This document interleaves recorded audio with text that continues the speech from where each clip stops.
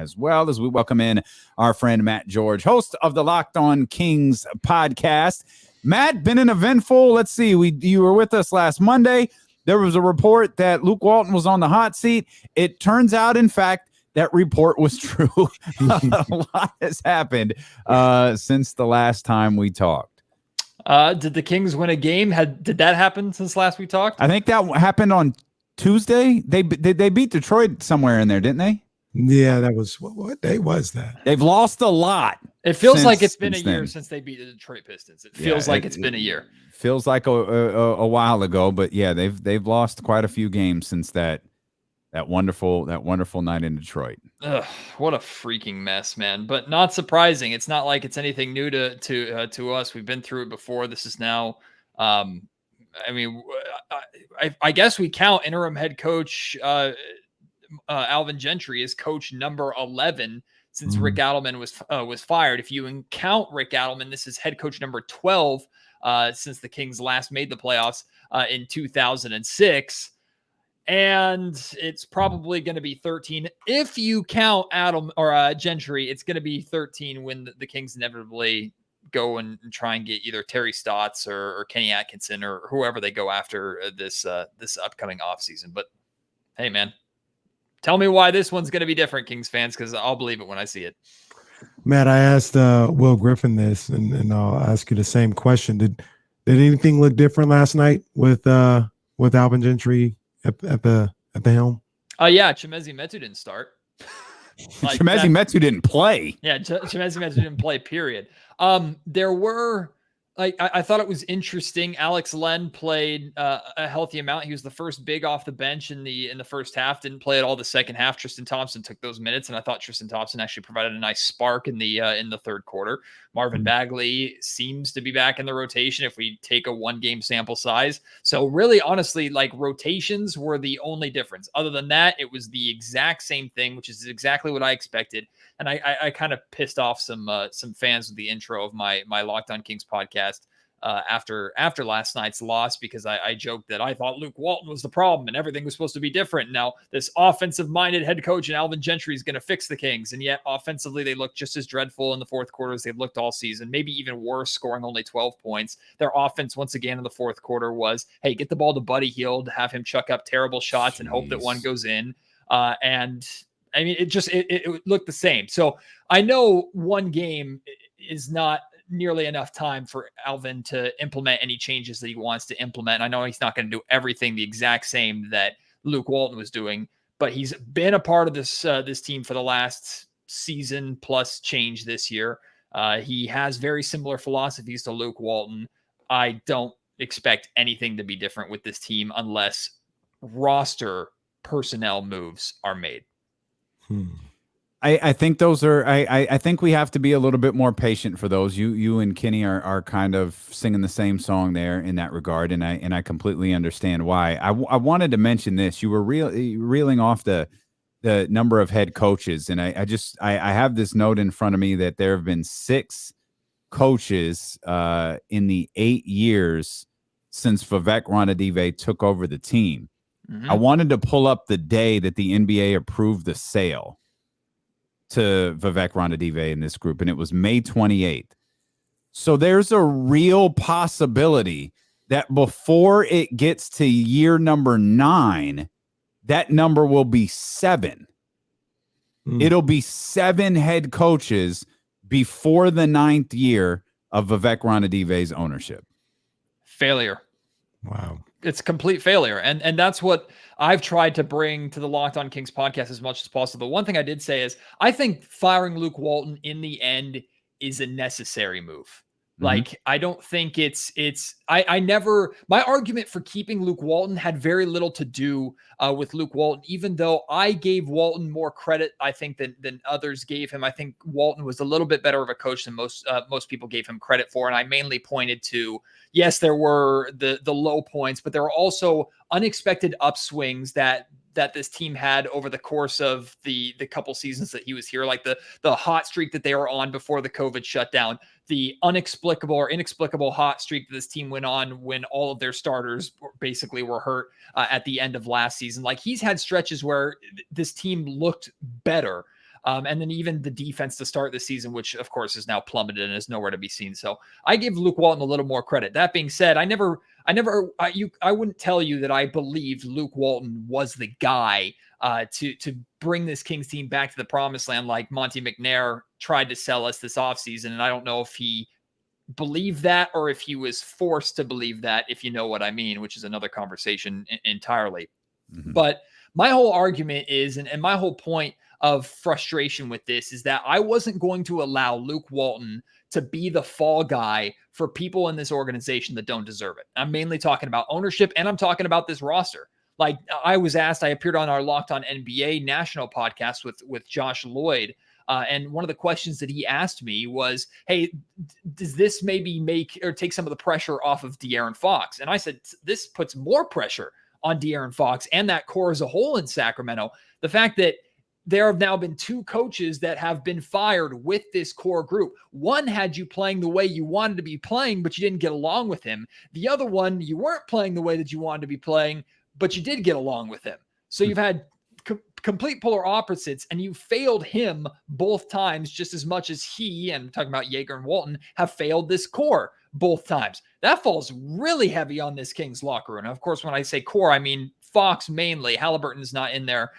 Barnes kind of, but not really, because he was at the very end of Yeager's time. And then Bagley and Buddy Hield mainly. That's what I'm talking about when I talk about Kings core. So there are still significant issues with this organization. One in particular that Marcus Bertone wrote about in the Sacramento Bee that you can't really get rid of. And here we are. Like, firing Luke Walton, it was never going to change that. And I think that's going to become more apparent as the Kings either get worse or stay the same as the season continues. Well, Matt, let's talk about this core. And I extend it out a little bit more. I know Tyrese is only in his second year, whatever the case may be, but you got 5 guys that I look at that you looked at as your core, with Fox, Harrison Barnes, Halliburton, Rashawn Holmes, Buddy Hield. It's clear to me that these guys, they don't mesh well together. They may help each other. They may be great individual ball players, but together, these guys just aren't good enough. You know what I mean? They're not good enough to be one of the lower playoff teams in this league. They're only good enough to be one of the worst teams in the league. Where would you start with those guys? Would you break them up at all? Or what would you do with this core that we have right now? Oh, I'm absolutely breaking it up. I mean, I think it's perfectly clear. Like, I think this is, if you look at this 15-year playoff drought, this might be, if not, it's very close to the most talented roster that the Sacramento Kings have had during this time. Maybe second to like the DeMarcus, Rudy, Isaiah Thomas team that all averaged 20 plus points per game, and still that team was god awful. So it's inexplicable, like, why this roster cannot be the 10th seed. You know how low of a freaking bar that is in the NBA to be the 10th seed, and this Kings team is struggling to do that. This team absolutely needs to be blown up. Where do you start? That's a phenomenal question, because I don't know the value of these players, but I'm looking at everybody. There is no such thing as an untouchable player on a team that is performing this bad. That includes De'Aaron Fox, that includes Tyrese Halliburton, that includes Davion Mitchell. Buddy Hield has already been on the block. Harrison Barnes, I know, has a ton of value. I would not like to see Harrison Barnes get traded and go anywhere, because I know how important he is to this team. But if Harrison is the only thing that you have right now that can actually give you actual value in return immediately, you have to pursue that. How many more chances do you give this core? To me, it's none. Time is slipping away from you. Even if we still have 60 plus games this season, there's still plenty of time to turn it around, of course. So I'm not trying to over exaggerate, but it's one of those things where the eye test tells you that things are already slipping away with this team. Like, we're already at a crossroads of the season, this far in, or this early in the season. And I think a perfect example of that is how Luke Walton was fired already this early into the season, because I think the Sacramento Kings and maybe Monty McNair believed, well, we need to change something. And that's obviously the easiest thing to change as of right now, but it doesn't really fix anything. Yeah, and more changes need to be on the way. Matt George, host of the Locked On Kings podcast, with us here on D-Lo and Casey on ESPN 1320. I keep staring at this roster, trying to figure out like how they got in this position. And the only answer that I can keep coming up with is, I go back to the line you just said, this is the most talented team that in the 15 years or whatever. And like, yeah, that's fine. But how does that measure up against other NBA teams? Like, is this team talented and they're underperforming, or are we overvaluing their talent and they're performing exactly how they should be?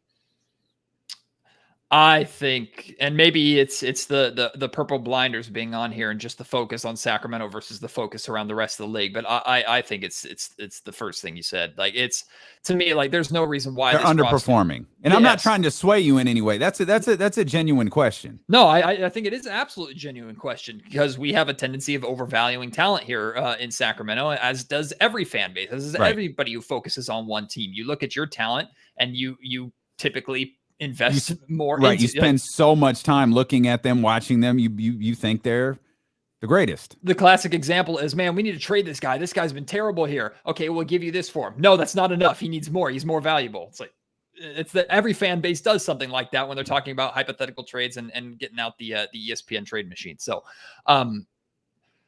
I look at the Oklahoma City Thunder roster that this Kings team lost to and went, these two don't compare. Like, Sacramento's roster is significantly better. I look at the San Antonio Spurs roster. They don't compare. This Kings roster is significantly better. I look at the Kings roster in comparison to the New Orleans Pelicans roster, which thankfully the Kings have beaten the Pelicans the 2 times that they faced them this season. I say, okay, this Kings roster with Zion out and Brandon Ingram out is significantly better. And then I look at the teams that they hung around earlier on in the season, and I say, it makes sense that they hung around. Like, it makes sense that the Kings have put up a good fight against the Utah Jazz. That's how they should be on a nightly basis. That team is talented enough to put up a fight against a team of the Utah Jazz caliber. Same thing with the Phoenix Suns. Same thing with the Portland Trail Blazers. And every once in a while, Steel wins like that. Like, it doesn't make sense to me how this roster, with the talent that it has, individual talent that it has, not group talent, because obviously we've seen they can't play well together, but individual talent-wise, this team is definitely top 10 in the freaking Western Conference, or at least they should be. And it's embarrassing that it's been this difficult for them to prove that. So are you giving this some time before? Because I'm ready to get some guys out of here today, right after the show. Call me up, Monty. I'll tell you where these guys need to go. I'm ready to do that right now. That's Cap. It wasn't after the show. He was ready to get rid of him at 9:00 this morning. 100%. But there are, everybody talks about December 15th. I understand that. And some people also say, give Alvin Gentry an opportunity with this group to see if he can work some magic. How are you feeling about that, Matt? Is this something that needs to happen now after the season? When you're looking at this? Casey, if Monty McNair is serious about this being a playoffs or bust season and the season to end the playoff drought, then he better be on the phone right now. Like, I can't see this team twiddling their thumbs and trying to be patient and play on the hopes of a interim head coach who, and no disrespect to Alvin Gentry, I mean, he's been in this league a long time, very well respected, significantly better decision for the Kings to take Gentry than Doug Christie. And that is not an anti-Doug Christie take by any means. And we can get into that if you guys want to, at least my opinion on that. I already tweeted Matt George hates Doug Christie, so it's true. It mainly has to do with Doug Christie being a better golfer than me and getting me into the sport, because now I am addicted and it's been horrible and wonderful at the same time.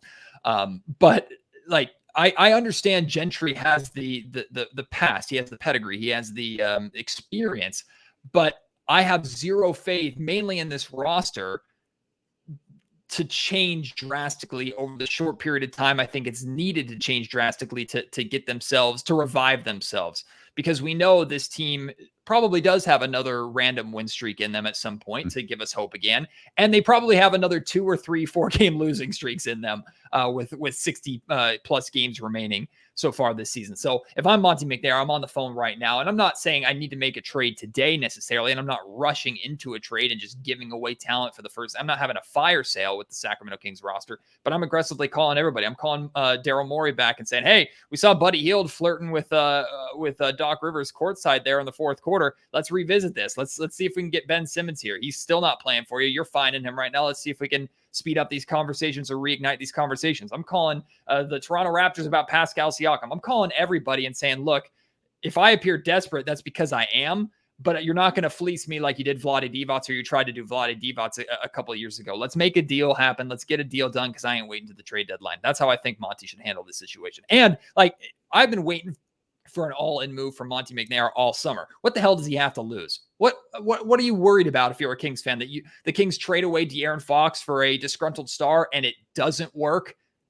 Okay, you're still a bad team that's not in the playoffs. Okay, like that's what you're afraid of. It's the same damn thing. And maybe you'll put yourself in a better position with a player leaving again to actually get a top draft pick, and maybe Monty can get that right. I don't know. Just do something.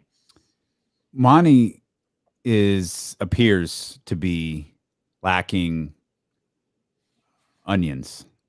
You feel me? And like we've tried to make sense of the last couple of days when Luke Walton was fired, and the question that comes up the most: why do you fire him 17 games into the season? Why do you fire him 17 games into the season? Well, forgive me for not putting this gentlier. It's because you didn't have the balls to fire him in May or whenever the season ended. And now you realize, and honestly, I just formed this opinion listening to you, Matt. You're talking about like he hasn't been all in on anything. He either doesn't have the capability, which would explain why the Kings organization is in the position that it's in, or he doesn't have the onions to pull the trigger. I think either are very possible. I tend to lean towards the first thing you said. Now, I don't have any indication, any kind of inside source or anybody telling me that Monty McNair is not 100% in control of this team. All I can do is base my opinion off of the pattern of Vivek Ranadive's tenure as owner of the Sacramento Kings over this 8-year period, and how he has put basketball decision makers in a position of power only to undermine them by advisors. And I mean, you forced Monty McNair basically to hire the guy he beat out in Wes Wilcox as part of his front office staff, as if you didn't learn anything from the Brandon Williams, Vlade Divac dynamic. Not saying that's happening in the Kings front office, but it sets the table for it. I mean, even the report that Sam Amick put out on The Athletic today that Vivek Ranadive wanted Doug Christie as the interim head coach suggests the continuation of the pattern of bringing back a parade of guys from the early 2000s and guys that maybe you have a little more control over than if you were to go out and get an established coach who is going to say, if I'm coming here to Sacramento, I'm doing things my way and there's nothing you can do about it, basically. Like, I look at that pattern and I see the Kings go out and hire a first-time general manager in Monty McNair, not saying he's not qualified for the job, because I think he's significantly more qualified than Vlade Divac ever was. But you hire a first-time general manager, and I don't think it's a coincidence that he doesn't get rid of head coach Luke Walton, which is very abnormal for a GM to hold on to a head coach that he didn't hire as long as Monty did. And we can use COVID, we can use finances, we can use all the excuses in the world. All I'm looking at is a pattern. So until I see or have absolute proof that it is Monty McNair making the decisions 100%, I don't know if that proof exists. He's telling us it is, and he's never going to say otherwise publicly. But I'm always going to be skeptical that the decision to keep Luke Walton this offseason was his decision, that the decisions that he has made to hang on to a player or try and trade a player are fully his decision. I don't think this ownership deserves the luxury of that blind faith at this point in time. I always will be skeptical. I don't believe them. And he did try to trade. Like I want to present some semblance of fairness to him. He did try to trade Bogey. And he did try to trade Buddy. And that Buddy Hield trade, we're seeing that Buddy Hield trade would have been significantly better for this Kings team. Like getting Kyle Kuzma and Montrezl Harrell here in Sacramento would have been significantly better. It's not his fault that the Lakers chickened out, made the wrong decision, and now dealing with no disrespect to you. Calm down, buddy.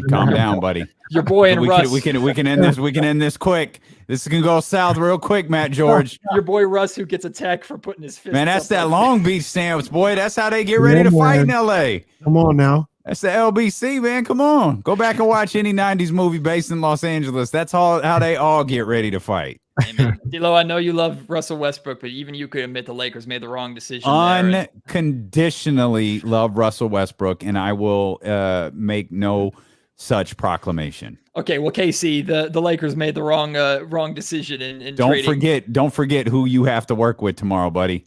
Keep you Keep your words nice and sweet. Hey, man, did you hear the 49ers got booted off of Sunday Night Football?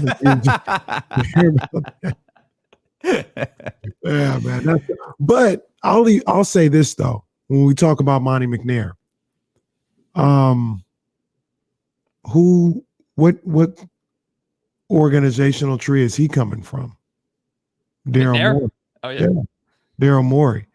And we have talked all summer long and into the fall about how ridiculous Daryl Morey has been when he's so wrapped up in value and delusional when it comes to Ben Simmons. Now, I'm not sitting here saying that Monty McNair, has the same delusional stance for Marvin Bagley that Daryl Morey has for Ben Simmons, but it could be something that is learned that they're so caught up in value that they don't see the value in itself of perceived value. Yeah, the perceived value, that they don't see the value in itself of getting this guy out of the locker room or getting this guy off the team or whatever the case may be, and just taking what you can at that time, all in this search for this maximum value of a player. Yeah, I can't believe I'm going to do this, though. I'm actually going to stand in front of Daryl Morey here a little bit because a month ago, I agreed with you completely that Morey was delusional in how much that he was asking for Ben Simmons. But we're also talking about Daryl Morey and the success, the teams that he was able to build in Houston. Now, they ultimately fell short. A lot of that has to do, I think, more with injury than anything else to when Chris Paul was there. But Daryl Morey's playing the long game with this Ben Simmons situation, and look at it in a potential Kings negotiation. At the start of the season or during the offseason when all these conversations first started, De'Aaron Fox was not available. De'Aaron Fox was off the table. Daryl Morey's been buying his time. Now suddenly, with how poorly Fox is playing and the Kings' potential desperation, I should say, maybe Fox is suddenly on the table. Like Morey, he's playing a game and kind of gambling against himself the same way Monty kind of gambled against the market for Rashawn Holmes, and it ended up working out in his favor. Mm-hmm. Like maybe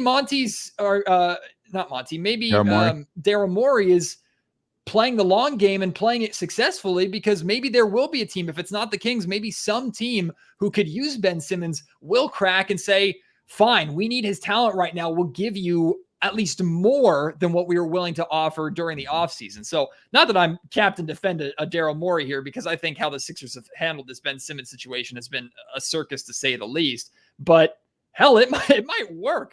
And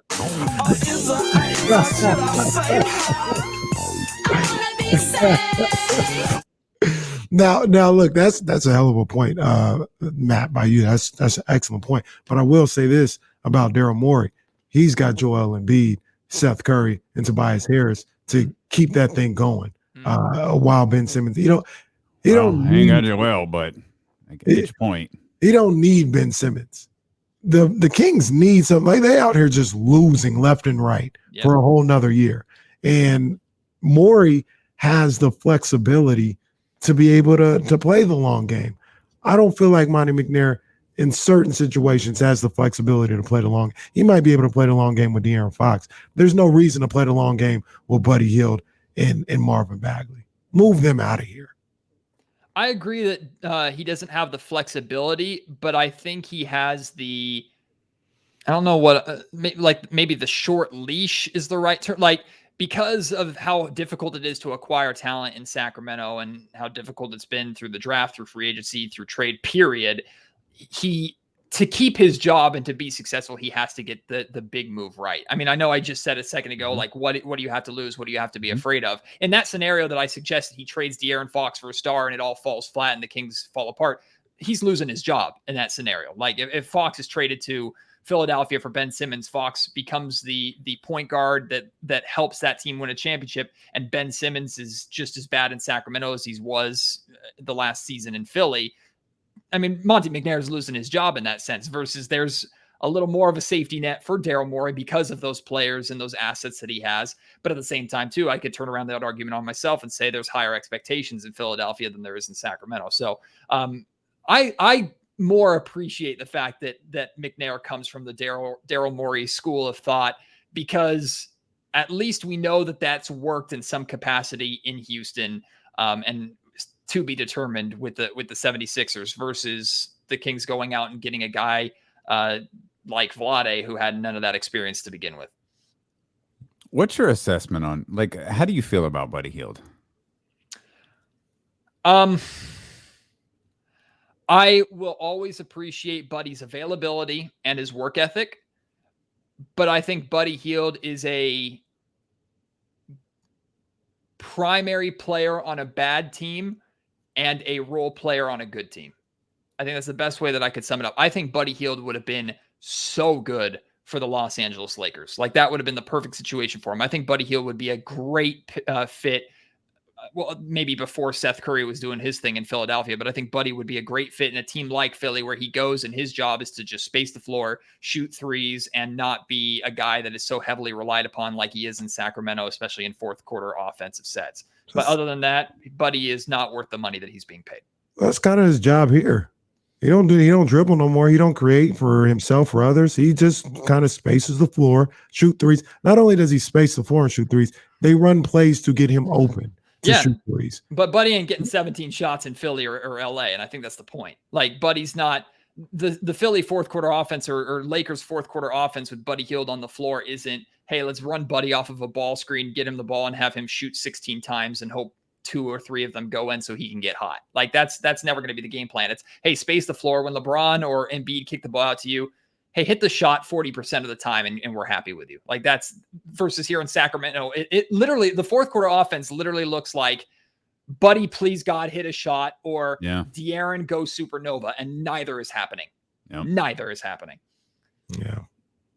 I like Buddy Hield in the role that he is here in Sacramento, the 6-man role right now. Yeah, I don't like that anymore either.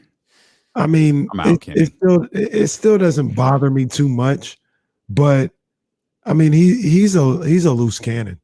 Buddy Hield is a loose cannon. I think he tried to save face, and he tried to be, this guy that was all about that role, and was playing the good 6-man role. But unfortunately for him, the cameras were everywhere, and they caught him last night, on some nonsense. And the locker room may not care about it at all. They don't care about much, to be honest with you. So I wouldn't be surprised. But I mean, that's just trash. That's just trash. While all this is falling down, you're losing another game. You're going over to a coach and allegedly talking about getting me out of here, Doc. There shouldn't even be nothing to say to Doc at that point anyway. I know you were saying something slick when you were covering your mouth. So that's the kind of stuff that just we don't need that here. We don't need that. That is not fixing anything. It's not part of any solution. I'd move on from Buddy Hield as soon as possible. Yeah, I would too, except I don't know what's out there that's any kind of return on value that is worth McNair pulling the trigger at this point in time, unless Buddy is attached to something else, which is, I'm sure, what the Kings are exploring overall. Like, it's a lot easier for me to put together a win trade package for the Kings for Harrison Barnes than it is for Buddy Hield at this point in time, because teams are smart enough to recognize that Buddy is an elite shooter, which is the term that we use so much here and hear so much here in Sacramento, the elite shooting status when he doesn't really do anything else well. Teams know that, and teams look at more than just box scores and look at more than just shooting percentages, and even those aren't trending too. Actually, it's pretty similar. If I'm not mistaken, his averages this season to what they were last season. It is. So that's why he shoots so damn much. If he misses 6, he's going to get 6 more up to try to get that average back up. And some fans will see that and see Buddy's a 40% 3-point shooter. Sacramento just doesn't know how to use him. It's Sacramento's fault. General managers, scouting departments, they're smarter than that. They recognize that's why Buddy hasn't been traded yet. They recognize probably why the Lakers ended up going with Russell Westbrook in the end, because they knew that Buddy was a one-trick pony. Now it just so happens that what he did they could use, but he doesn't do anything else all that well. I mean, sometimes he'll have good rebounding games like he did last night. I think he almost had a double-double with rebounds last night, so he can rebound the basketball. He doesn't do it consistently enough. He's not a consistent ball handler. You don't want him putting the ball on the floor, and he's a guy that always is going to be looking to shoot no matter what situation in a game, and that can both help and hurt you. And most of the time in the King situation, it hurts you. So yeah, I absolutely am with you, Kenny. I'd be shopping Buddy Hield as hard as I possibly could. The problem is I don't know if there's any value out there for him, and Monty is not in a position to just lose a talent, even if it's frustrating. He is a talented shooter, to just send that away for nothing. So this is where I'll stop you. When does the fact that your team is dying supersede value. Like, yeah, I wouldn't want to get maximum value for Buddy Hield.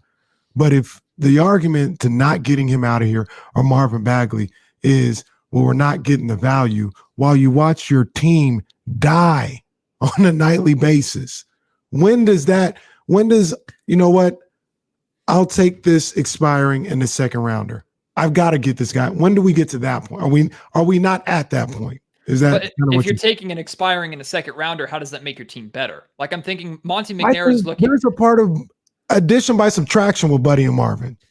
Oh, Marvin, I agree. Like Marvin, this is a Buddy Hield conversation. Marvin, I trade for a Target coupon at this point. But in terms of Buddy Hield, like if the whole point of the conversation of what I want Monty McNair to do to make moves is to put this team in a position to go for the playoffs this year, and trading Buddy Hield for an expiring contract, depending on who that expiring contract is, but it's likely not anyone that's super groundbreaking, and a second round pick. The majority of the time in that trade scenario, the Kings are getting worse, not better, even if it is in your case addition by subtraction. I don't think Buddy Hield is so bad for the Kings that he's costing the team wins more consistently than. Actually, I don't know necessarily where I'm going with that. He does make decisions at times that cost the team. I'd argue he cost them the win last night. And maybe this is me being a jaded jerk, but the game shifted on that transition three. There was also a deep wing three. It was a better shot than Buddy took, but there's a deep wing three, literally the possession before that Tyrese Halliburton took and missed. And then the next possession was when Buddy took that horribly. But did Philly score on that possession off Tyrese? No. But they scored on the possession off of Buddy, and then they got to stop, and they scored on the next one, and the game was over. And it's not Buddy's fault that the Kings couldn't, like the whole roster couldn't score again, but you can best believe homeboy fired off 3 more threes before that game was over. 100%. But the Kings, I think, had 3 straight possessions, including that Buddy bad shot and the Tyrese shot before that. They had 3 possessions with a 9-point lead to get that to double digits and build what would have been a needed safety net. And they failed all 3 times. And it wasn't Buddy's fault. It's all Buddy's fault. It's just like when Buddy Hield comes out of the game and the Kings only scored like 4 points or something for the final 6 minutes. Half of the time, Buddy Hield wasn't in the game. Fox couldn't score for some reason, which is what pissed me off. Even if Tyrese had 0 points, the Kings went away from the Tyrese Rashawn Holmes pick and roll that was dominating and got Andre Drummond in foul trouble to start the freaking game. They went away from that for no freaking reason in the fourth quarter because they decided that chuck them up 3-pointers and De'Aaron Fox isolation was a better plan, which is the same thing that they've been doing all season long. Like, that's more on the Kings as a whole and the Kings team than it is on Buddy Hield. But I hear what you're saying, D'Lo, because you're 100% right. As soon as Buddy took that transition 3, everybody in the arena went, oh boy, like this is where the game turns around, and it did, and nobody was surprised. And here's the other thing about this. We can go down specific plays and the idea of Buddy and his value. It's bottom line time here in Sacramento. Bottom line is he ain't doing nothing to help you win. Mm-hmm. He's not doing anything to help you win. So I understand the idea or the thought of if you trade him, you're getting worse. Worse than what? You're one of the worst teams in basketball. Mm-hmm.